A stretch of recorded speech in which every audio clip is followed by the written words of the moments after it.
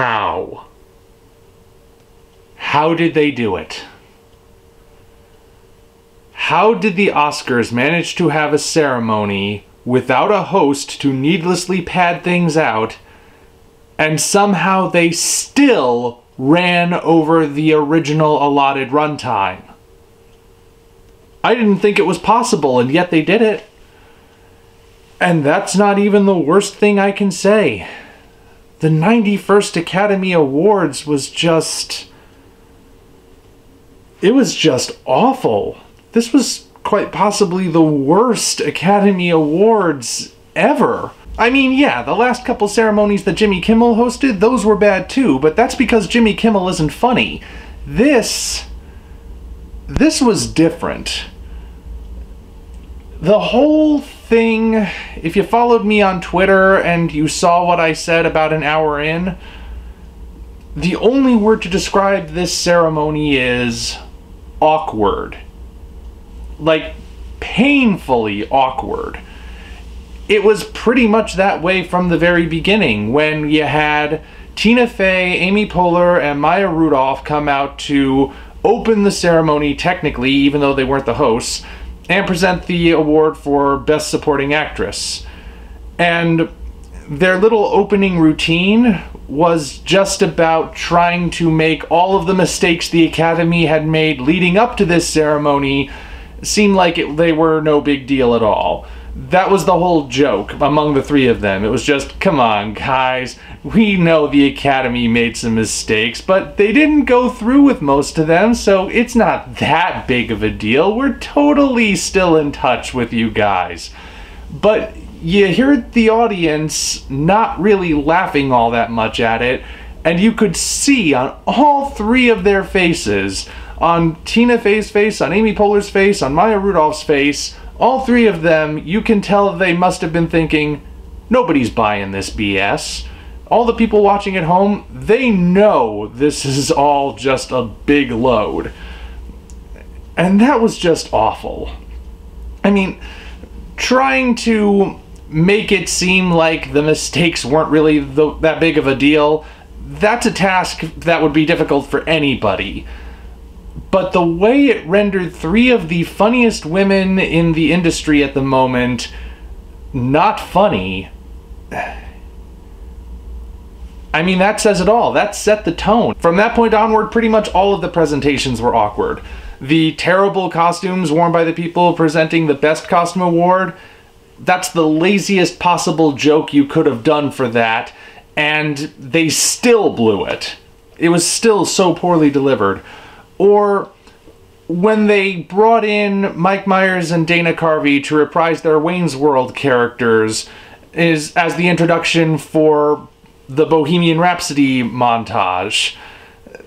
I mean, seemed like a good idea, right? Because Wayne's World is actually one of the reasons Bohemian Rhapsody found a second life well after the death of Freddie Mercury. But it didn't really work out all that well. All they really did was come out on stage, say a couple of Wayne's World lines, and then talk about Bohemian Rhapsody the film, and that was it. It wasn't really worth it. I mean, you're gonna have these two reprise their roles as Wayne and Garth. You could at least have them be Wayne and Garth. Put them in those costumes. Have an entire routine about Wayne and Garth being at the Oscars. That's a routine unto itself. That could have been interesting. But nope, they just went for the least amount of effort they could have done, and it was a wasted opportunity. It just came across as awkward again. And something else, since I'm on the subject of presenting those montages for the Best Picture nominees, they called in some unusual presenters for that. Like, sometimes they had actors, the people you'd expect to be there, but then you call in Serena Williams, or that one senator who was there to co-introduce Green Book. Like, what are they doing there? Why? It made no sense. They just came out of nowhere, and it felt random. Now, of course, this particular ceremony is also noteworthy because it's the first time that a superhero movie has ever been nominated for Best Picture. Like an actual comic book superhero movie, not a deconstructive original property like Birdman or something. This was Marvel's Black Panther. That sort of thing hasn't been nominated for Best Picture before. And I just want to make sure we're all on the same page here. None of us actually believed it was going to win, right? I mean, if you did, I don't know why you would have thought that. Yes, Black Panther was getting a surprising number of awards for a comic book movie, like Best Score or Best Costumes and stuff. But even with that in mind, I knew the Academy was not going to lower itself to the point where it would actually give that award to a movie about a man in cat pajamas from a fantasy kingdom. Of course Green Book was going to win. Green Book is exactly the kind of film that the Academy loves. But then, of course, you have a catch-22 because if Black Panther did win, it would have won for all of the wrong reasons. The whole reason Black Panther was nominated is because, well, okay, it's because they tried coming up with a new category to just throw a courtesy award at it and nobody was buying that for a second. But it's also because Black Panther... Let me put it this way. If Black Panther had won, it would have been pandering.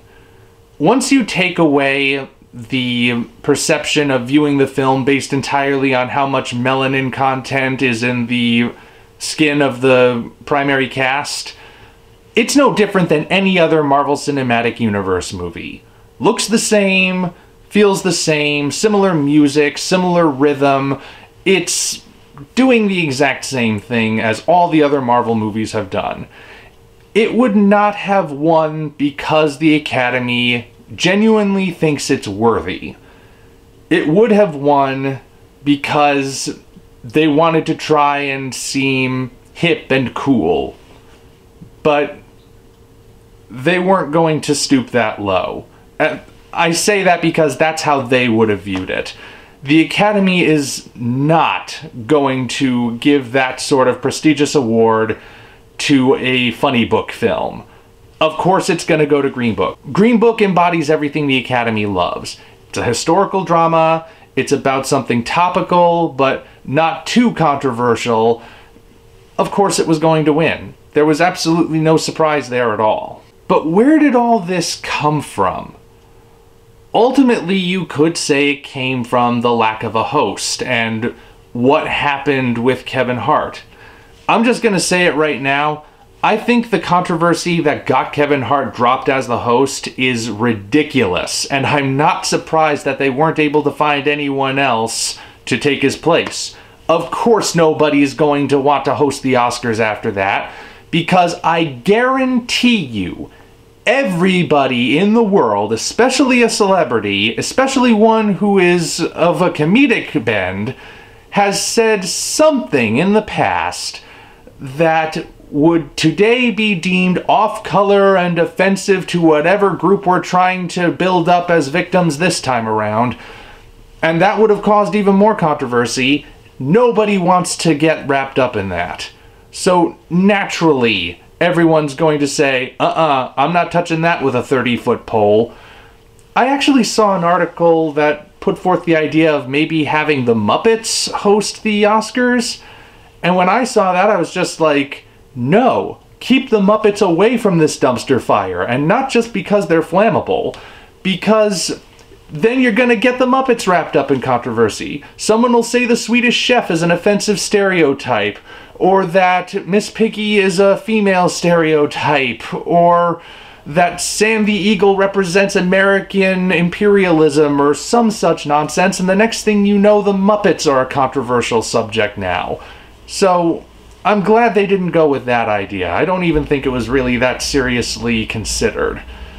But I don't think anyone's going to want to touch the Oscars again as host after this. Not when something like this has suddenly happened. Now that the precedent has been set, who's going to want to take that risk? Who's gonna want to risk outrage culture digging up something that the rest of the world had completely forgotten about because it happened years ago, and thus wind up in the center of this controversy that really shouldn't have existed to begin with? But then again, without a host, we see the Oscars for what they really are. A host for this kind of ceremony serves several purposes. The first is to create a false sense of humility. The host gets on stage and makes a few jokes about the nominees, or just any celebrity that happens to catch their eye in the audience. And that's meant to create the sense of, see, this isn't really an ego-stroking contest. We can laugh at ourselves, we can take a joke, we're not that arrogant. Even though the jokes have about as much bite as a slow day of fishing on a lake with a very low fish population. But even so, I think most people can see through that anyway. But the other reason he's there is to break up the monotony. So it's not just the actors presenting awards one right after the other, maybe broken up occasionally by a montage reminding you of who's up for Best Picture, or a song that's up for Best Song. You have him there to provide just a little bit of variety, a little bit of a break from all of that. And without the host, that's gone. Without the host, it's just all ego stroking.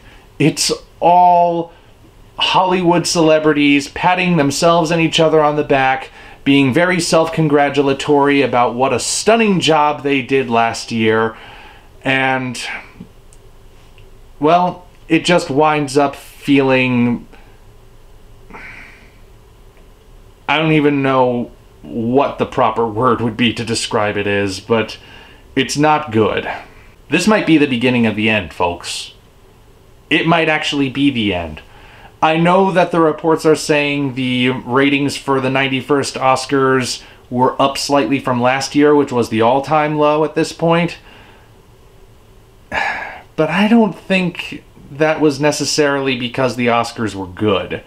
I think that was more because people were morbidly curious to see how it could possibly turn out after so much had been going wrong. It's interesting, Laura Dern came out at one point to present a trailer not for a movie, but for the upcoming Academy Museum.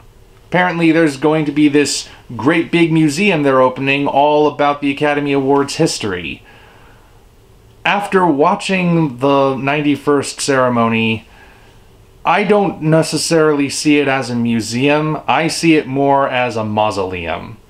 I see it as the Academy is the pharaoh building this giant monument to their greatness, which they will then be laid to rest in as they die. That's what it seems like is going to happen, because this was awful. Ratings increase or not, this was not a good ceremony, and I just don't see how the Academy could possibly bounce back from it. In conclusion, there were at least 3 women who appeared on stage that night wearing literally transparent dresses, but it was the 91-year-old ceremony which was broadcast on live TV completely naked. And nobody wants to see that. That's not even getting into stuff like the snubbing, the virtue signaling, the forced politics, or the surprising amount of women at the beginning of the ceremony who thanked Plan B as if it were some sort of endorsement. But there are other commentary channels on the internet who can handle that far better than I can, so I'm just gonna end it there. The Oscars, as far as I'm concerned, are either dead or nearly dead. And now it's just painful to watch them go. Until such time as we meet again, this is the Omni Viewer signing off. If you enjoyed this video, be sure to like it as well as subscribe to the channel for more content of a similar nature. Also, check the description for links to our Twitter, DeviantArt, and Patreon pages, as well as the Amazon link for the novel Operation Red Dragon: The Daikaiju Wars Part 1, penned by yours truly. Thank you all, and we appreciate your support.